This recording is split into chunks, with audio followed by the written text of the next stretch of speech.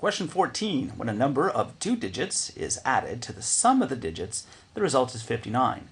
When the number with the digits reversed is added to the sum of the digits, the result is 32. Find the number. Okay, when a number of 2 digits, so a 2-digit number, right, is added to the sum of the digits. So we're breaking the digits apart, right? And so the 2-digit number, I'm going to have like a ones digit and a tens digit. I'm saying let x be the ones digit, let y be the tens digit. So I don't know, if the number was 35, for example, right? So the 5 would be the ones digit and the 3 would be the tens digit. To represent that number, to get 35, I'd have to multiply the 3 times 10 to get 30 and then add the 5, right, to get 35. So that's what I'm going to do here, because we're saying when a number of 2 digits, the number itself, so like if we're talking about 35, it would be 35. It wouldn't be 3 and 5, right? It would be 10 times the 3 plus the 5. So we're going to do the same thing here. 10 times the 10th digit plus the ones digit will give us the value of the number. Okay, so the value of the number added to the sum of its digits, x plus y or y plus x, is equal to 59. Okay, then we're told when the number with the digits reversed, so instead of 35, it's 53 kind of thing, right? So instead of being 10y plus x, it's now going to be the x is now in the tens place, and the y is now in the ones place. So it's going to be 10 times the x plus the 1y. All right, so that's the number with the digits reversed is added to the sum of the digits, and the sum of the digits is the same. So instead of writing y plus x, I wrote x plus y, but it doesn't really matter. Okay, is equal to 32. So I have two nice equations. So I'm going to simplify.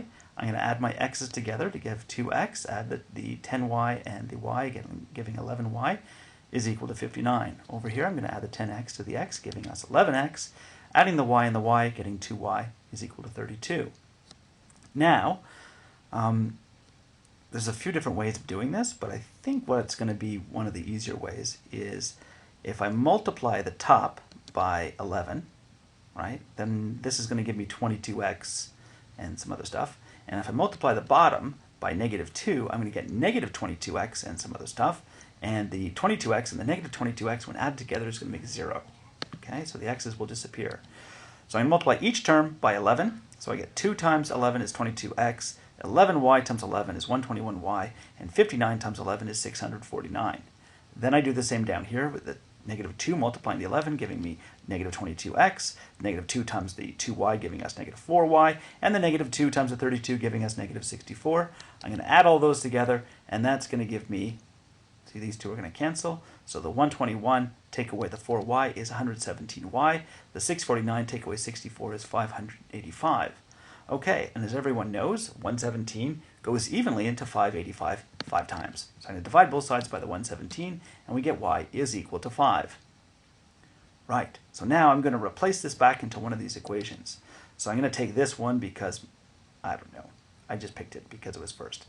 But picking this one would have been just as nice, in fact nicer, because the numbers are nice, or actually smaller. But anyways, I picked that one. So 2 times x plus 11 times y, and the y value is 5. So 2x plus 11 times 5, which is 55. And I'm going to subtract 55 from both sides to get rid of this 55, to get my 2x's alone. So 2x is now equal to 4. To get the x alone, I'm going to divide both sides by 2, because the 2 is multiplying the x. I do the opposite. And that leaves me with x is equal to 2.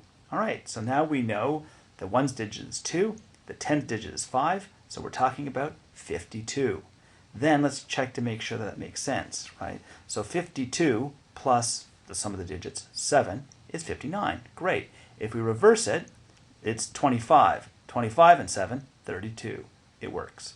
All right, and that's it for question number 14. Have a good day.